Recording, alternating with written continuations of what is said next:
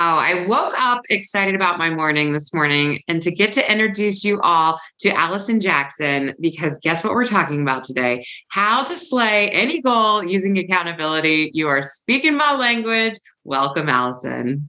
Thank you, Lindsay. Thank you so much for having me. I'm excited to be here. Oh, so excited.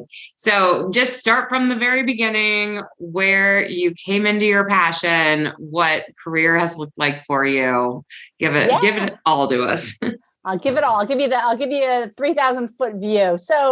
I've for the past over 20 years, I'm going to date myself. I've been a corporate communications professional. So by day, I work in corporate communications. But my side hustle, my passion is really coaching high performing women to focus on their health and nutrition. How did I get there? I had this bucket list item when I was 16 years old. I was reading my dad's muscle and fitness magazines, and I always wanted to compete in bodybuilding randomly. So fast forward to I'm 31 years old. I'm married. I have kids. I'm like, this thing is still eating away at me. So did my first competition in 2012 and got bitten by the bug, started competing year after year. Just did my last show this past summer. And people kept asking me, like, what are you doing to get stage ready? Like, you're dropping weight, you're lifting, you're doing all the things. So I always say my business found me. So I started coaching other women. And that's how I ended up with Allison Jackson Fitness. And I'm a huge proponent to your point about accountability. No matter what your goal, having accountability is going to help you get there. Absolutely. And I want to unpack a little bit of all of this. I'm going to go straight for a hard question, though, Sure. because I feel like I've talked to a lot of women who have been in that space of bodybuilding who have really had a hard time in that space because it's pretty hardcore and because there's like that getting ready for a show. Do you ever struggle with any of that, staying in a good, just healthy place? Yes, yes. It's funny. That is kind of an unspoken thing that happens in bodybuilding is you get the body image, the body dysmorphia, body image issues, eating disorders, kind of OCD over tracking your food and weighing and measuring it and what are you eating and when. And it's really funny. Like, I don't feel like I struggled with that over the past 10 years, but I have struggled with it more recently. Like this past competition I did not feel good prepping for it. I didn't feel good going on stage. We talked just before I hopped on about I have a senior in high school. I think I'm almost like mentally like, is this really important right now? Like, what am I doing? Mm, And I felt like I was doing a disservice to my clients, telling them to, holistically look at everything for self-care. And here I am killing myself and beating myself up and starving myself to get on stage. And I'm like, this makes no sense to me. So, what resolution have you come to with that? Or are you still kind of working it over in your head? Yeah. So I originally was supposed to compete in 5 shows this past year. I did one show and I was like, I'm done. This doesn't feel good to me. My head is not in a good space. So I've kind of taken that passion that I've loved and put it on a shelf and was like, you know what? This isn't for me right now. Maybe I'll Mhm. come back to it in a couple of years, next year. Maybe I won't ever come back to it. And to be okay with that, right? That your Right. goals and ambitions change. I love that you're saying that. Yes, different seasons of life provide different and time and availability is what comes to my mind first. I can relate from before kids, I started getting into running marathons and loved it. Like it filled this beautiful time. I love meeting people. And then I remember training for one with kids, and my husband was like across the country. He was nowhere. And my in laws came to watch my kids while I did the race, but then they had to go home. And so it was Sunday. And I remember they left and I had my two young, like we're talking a 1 year old and a 3 year old. And I was so spent. I was like, I'm so miserable. This isn't fun. What am I doing? Like, Yeah. different season of life that all of a sudden it just didn't fit anymore. It was crazy. Yeah. Yeah. But to have that, you know what I mean? To have that self-awareness and to be okay with it. Yeah. Yeah. And then to think like it might come back in at a different, and that's okay. Bodybuilding might come right back for you at some point. I love Yeah. that though. I love that you've been doing that. And to say you have a senior in high school and you just like did one last summer is I think we all need health heroes. And I think sometimes women can feel like there's like this stopping point, especially when we're wearing a lot of hats, moms, professionals, all of that. And that Yeah. we don't have to stop, it just No. it has to fit. But yeah. Yeah. Yeah. Let's dive into more accountability. We had kind of talked about what are the top 3 actions people can take. I love actionable things as people listen to this podcast. What is something they could take away today that would be beneficial? Yeah. So, in terms of, prioritizing your health and fitness, I always tell people 3 things you could do. Start tracking your food on MyFitnessPal. Just get a baseline of what you're taking in. So a lot of times I think people think they're eating a certain amount and don't realize either how much of a certain thing they're eating, whether it's carbs or fat. So just tracking just for your own benefit, your own, MyFitnessPal offers like this great picture of not just calories, but protein, carbs, fat, sugar, fiber, all the different nutritional aspects. So that is one. Another one is track your movement. So whether you use a Fitbit, an Apple Watch, your phone, a old school pedometer, track how much movement you're getting throughout the day. Because you might find that, holy crap, like if you're tethered to a desk, you're only getting maybe 3,000 steps. Mm-hmm. And even if you get a workout in, the movement throughout the day is so critical. Like getting the workout in is great, but really you want to stay moving throughout the day. That's really crucial. And then finally, it's the third one is self-awareness and mindfulness and meditation. Taking just 5 minutes in the morning before you start your day to just quiet your mind, get grounded. I always recommend using a free app like Calm or Headspace. Try meditation because it is an absolute game changer. I keep hearing that. And it's something I feel like I should be doing. And there's that don't should on ourselves. But I feel like maybe 2022 is my year to implement because I do hear that it is a game changer. And as you as a former marathon runner, repetitive, whether it's running, whether it's swimming, whether it's bike, like repetitive motion, walking, like you can meditate anywhere. It doesn't have to be like, close your eyes, be in a corner with perfect silence, right? Yes. So you got to do what works best for you as well. Okay. And I love that you just made this very simple, like nutrition, look at it as research, look at it, just see where your nutrients are. And I just had this topic with a client yesterday. She was like, I really need to look at things as abundance versus scarcity. And I think that food logging can do that for us. Like maybe we need more fiber, more fruits and vegetables, and really looking at it as an abundance view versus what do I need to take away and getting in that scarcity mindset. Yeah. And movement. I agree with you full-heartedly. Just move, people. Just make it fun. Yeah. Yeah. Give us your, what is your fitness personality? We know you like to lift and that, but what's a fun day of eating food or movement? And yeah. So I do love to lift, but I also like to mix it up. And lately, it's funny. I just had this conversation with one of my best friends about how you get into habits. But sometimes the habits get to the point where it's like, well, do you enjoy it anymore? Or is it on autopilot? And for me, that I work out in the morning. If I don't work out, if I don't do something first thing in the morning, it's as if I didn't brush my teeth. So I typically do like an old school weight training program. But recently I've been incorporating more Metcon workouts where you actually include weight training with cardio just to change it up. I'm really leaning into yoga. There's cardio yoga where you could do a flow that really keeps you moving and breathing hard. I think it's staying open to doing different things that's great that I work out every morning, but it's if I'm sludging through it and not enjoying it, that says something. Where do you find your meditation time? My meditation time is literally right before I open my computer up to log on for work. I will spend anywhere from 5 to 10 minutes and I go with how I feel. Some days it's 1 minute. Some days I'm like, I'm not feeling it, or I feel like I don't need it.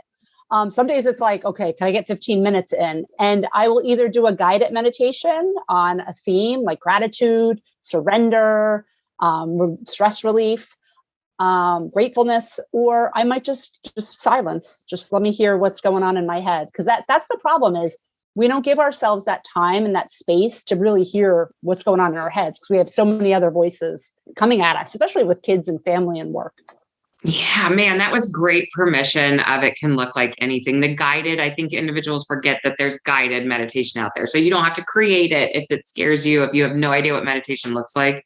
Just listen to something, but then also you can sit and be in silence. And yes, yeah, totally. Yeah, I love that. So how does accountability, do you think, really help with achieving goals?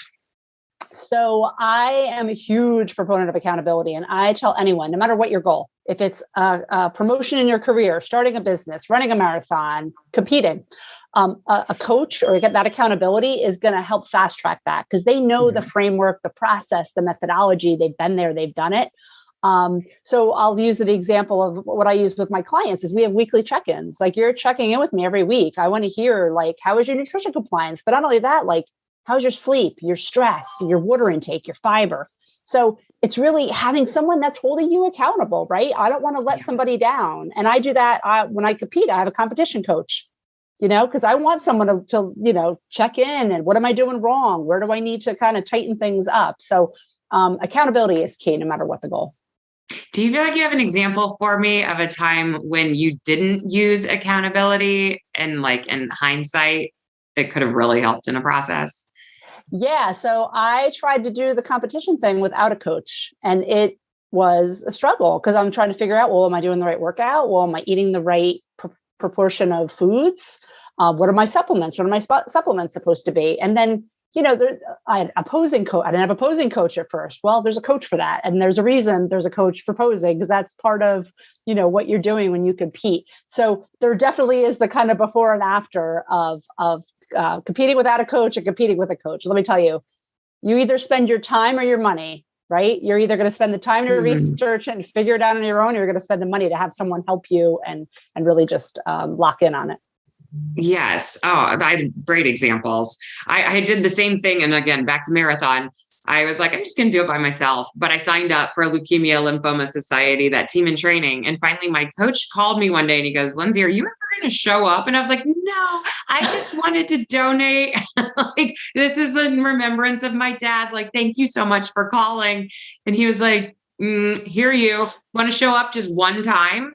And I was like, fine. And I literally did it out of obligation and never stopped coming. Like, loved the accountability piece of it and getting to run with other people. But yeah, I think we need to don't you feel like those lessons keep coming in life? You're like, yes. I don't know why I didn't use someone. And then you look back and you're like, well, what was I thinking? And another great example, which I've always poo-pooed, I have a mindset coach. I have a coach that is like, make sure your head's in a good place and gives me exercises and checks in with me and is like, are you doing all the things? Has been a huge benefit. Yeah, that's funny that you said you poo-pooed it. Like, it feels soft or fluffy. And then you're like, I'm about to spend money on this. And I do think money is a huge reason why people don't buy in initially until you see results and like it actually saves time and money elsewhere. But yeah. But I think to your point though, it's like when you put money where your mouth is, it's like you need to have skin in the game, right? So to your point, I think when you do pay for it, it makes what you pay for, you pay attention to. Yes. Yes, I totally agree. And I have done, and I'm sure you have too, have offered things for free. And they never go as well as when people are paying for it. They stop showing. They don't even show up in the first place. Like that was a hard lesson for me because I always felt like I don't want to charge. Yeah. I totally agree. I totally agree with you. So I wrote a book and I was getting to that point where the fun part was kind of done and I could see me like not getting to the finish line. And of course there was like this just moment of intervention. I met this woman and she's like, I'm a book coach. I just met her at a random, I don't even know why she ended up introducing herself as that. And I was like, well, that's interesting. I'm writing a book and I think I'm going to be stuck in the near future. And it was that coach who like brought me from that point to the point where my book showed up on my door. I'm like, I would never have gotten there without a coach, or accountability is why I'm bringing that up. I love that. Yeah. Why? Okay. I love this. I was kind of looking through some stuff on your site. Why is self-care so important? And yet it's one of the biggest things that we tend to neglect. Yes. So, I feel like when people hear self-care, it's like, oh, I don't have the time, or they feel guilty, or they don't think it's a priority. And I know everyone's been using the metaphor, like, you put the oxygen mask on yourself or for others, but you can't really show up and fill anyone else's cup if your cup isn't full, right? So when you prioritize self-care. No one else is going to do that for you. You need to kind of be a good friend for yourself, know your self-worth, know your value, and prioritize that time to make sure managing your energy and how you show up is so critical to any goal, even with the accountability. If you are worn down to a nub and you are like, burning the candle at both ends, that's not going to help anyone, and least of all help you. So that's why I think self-care is such a huge priority for people, especially women, and something that they kind of put on the back burner. Mm-hmm. Mm-hmm.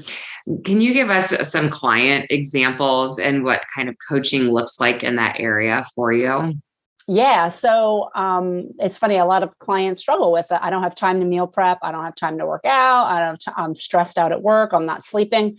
And it's really coaching them to find the time, carve out the time, block the time.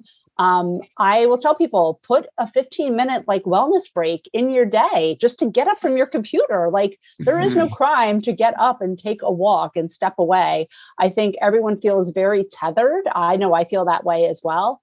But it's okay to do that. I mean, there was a time when there weren't cell phones. I know it's hard. My kids are like, what? But it's like when I take my dog for a walk, I don't take any of my phones. I'm like, it's okay. So it really is coaching them and having people understand that sleep, stress, water, all of those things really are part of the health picture and are important. Managing your stress, that cortisol hormone is not going to allow you to lose weight if that is a goal of yours. So that's what it does. It's a lot of coaching and a lot of like getting the mindset. Again, it goes back to that mindset work. It does. And do you feel like, you're constantly being that mirror for your client of maybe they don't even see that they're doing something where you can help gently point out, guide with some tips, what are some of the things that you've heard clients go, oh, I didn't even realize? Water's a huge one. I don't think anyone realizes the importance of staying hydrated. And everyone's always like, well, how much water should I be drinking? Everyone is different. But as long as your urine is like a nice light yellow, you're getting enough water. If you're going to the bathroom every, couple of hour, you're drinking enough water. That is a huge one. And fiber, I think. And this one, actually, I was like not really paying attention to. I'm like, oh, I eat healthy. I eat the right macros. But if you are getting the right amount of fruits and vegetables, oats, grains, that stuff, then your fiber number will show it. And if you're not, it won't. And again, it goes back to the MyFitnessPal and having a baseline understanding of what you're taking in. So those types of things, those little things that people forget about, or they're like, oh, so worried about calories or so worried about certain foods, but just kind of looking at it, again, holistically, the big picture. Yeah. So what does it look like for a client when they first meet you? Like, walk us through that whole process. Sure. So typically I'll have a discovery call with folks and just try to get an understanding of their goals, what they're looking for, what they've done in the past that may or may not have worked for them, just to make sure that we're a good fit. Then they'll fill out a detailed consultation form with everything: height, weight, measurements, how much they work out, their stress level at work. Do they have kids? Do they travel? What have they tried in the past? Their knowledge of nutrition and fruits and vegetables and all of that stuff. And then what we do is we will, I'll link up with them on MyFitnessPal. So we are actually friends. I could see their food log. They'll track for 10 days. And then based on that 10 days, I'll take a look and see like, what is their average calories, protein, carbs, fat. And then I'll give them custom calories and macros based on their goals. For most women, which I know this probably may come as a shock, but most women have been dieting forever. And that's not, dieting has seasons, right? There's dieting, there's cutting your calories, there's maintaining, there's bulking where you're trying to, build muscle. That all keeps your metabolism going. Most women are completely under eating. The scale isn't moving. They're binging because they're under eating. So it's really helping them work through and get a better understanding and relationship with food. So it's not just about sign up with a coach to lose weight. It's really building a relationship and understanding like, why are you craving certain things? Why are you emotionally eating? Why do you not want to eat calories? We have this diet and exercise culture based on torture and Scarcity, we were talking about the scarcity abundance thing, and it's, starve, starve, starve and work out to death. And that's not sustainable, and it's not going to help you get where you need to go. Right. Right. It doesn't leave us anywhere positive in the end. Yes. Yes, for sure. What are some of your biggest frustrations as a coach, or hardships, or where your heart hurts? Any of those? What pains me the most, I think, is I always preach, progress over perfection, patience and consistency, right? Trust the process. I think that's the toughest one. And when people come and they want help coaching, but then they want to coach themselves. Well, no, I'm good on 1,200 calories and I don't eat carbs and I need to do 5 days a week of cardio. And it's like, but you don't.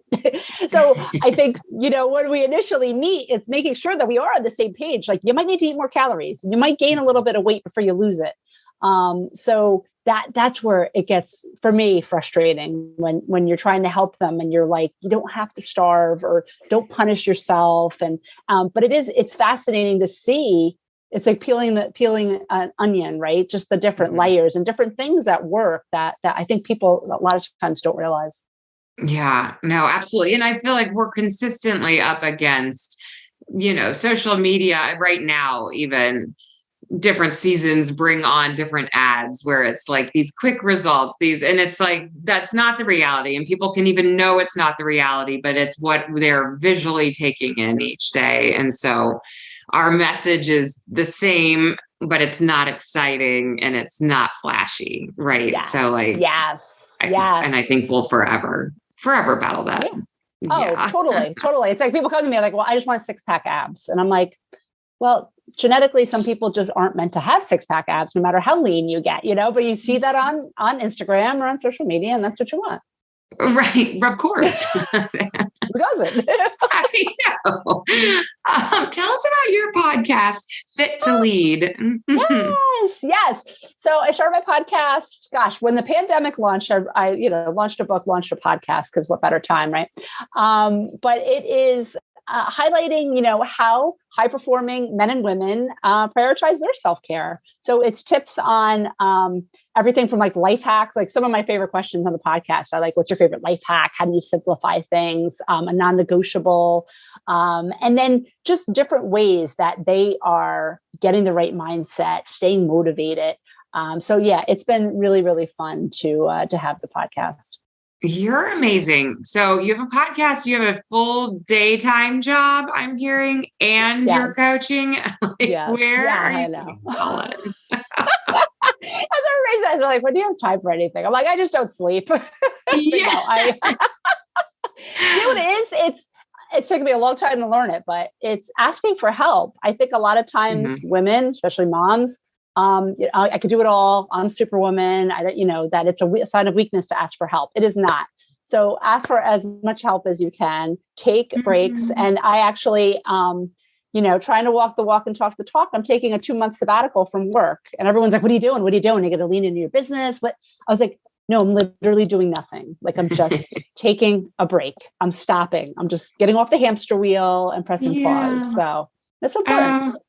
You are at this phase of life too, again, with where your kiddos are, just like to soak in. I feel like I'm going to go through everything you're going through of those moments of, what am I doing? Let's make sure, and I know you've done this all along too, but like hopefully being intentional all along. But I think that will intensify when you know that you have one of your kiddos that you're launching from your house, and it's good, and it's what's meant to be, but it's also like, oh, your baby's leaving. Yes, I keep saying that to my husband. I'm like, I know we're supposed to raise like self-sustaining, responsible adults, but this part sucks. Like, you don't want to let them go. And like, thank goodness you feel that way too. It means that you had like really good things happening now, that you're not going, go, get out of here. Exactly. Yes. Well, enjoy that 2-month sabbatical. I can't wait to see what does come out of that. Is just as far as headspace. Tell us about your book too. Yes. So I wrote a book called Flab to Fab in 8 weeks, and it essentially is my group coaching program that I documented into a book, and includes everything from workouts to different recipes, guidance on mindset, all the things. So you could get it on Amazon, but it was a labor of love, similar to like all the things we do, right? But really fun to kind of put together. Oh, so cool. Where is the best place to find you? Best place to find me is AllisonJacksonFitness.com, or you can find me on social media at Allison Jackson Fitness on Instagram, Facebook, LinkedIn. I'm all over. All right. And then for our audience too, don't forget, go look up the Fit to Lead podcast as well, because I love when I look at my library of podcasts right now. And I always say, just I'm so fortunate with podcasting because I meet really cool people like you, that all of a sudden my podcast library, I'm like, I love everything that's in there. Everybody's speaking into my life daily, and it's fun to be like, this is what I'm going to listen to today. So curating what comes into our ears, right, is so important. Love it. Yes. Oh, okay. And on a final note here, if you could wrap your arms around our listeners and give them one last tidbit, one hope prayer of something that they hear today, what would that look like? One hope prayer. So it's funny. I was thinking about what my motto is, and it would definitely be slay the day. So look at every day as a blessing, wake up, expect the best. And that's what will come to you. I love that. Thank you, Allison. Have such a good day. Thank you. You too.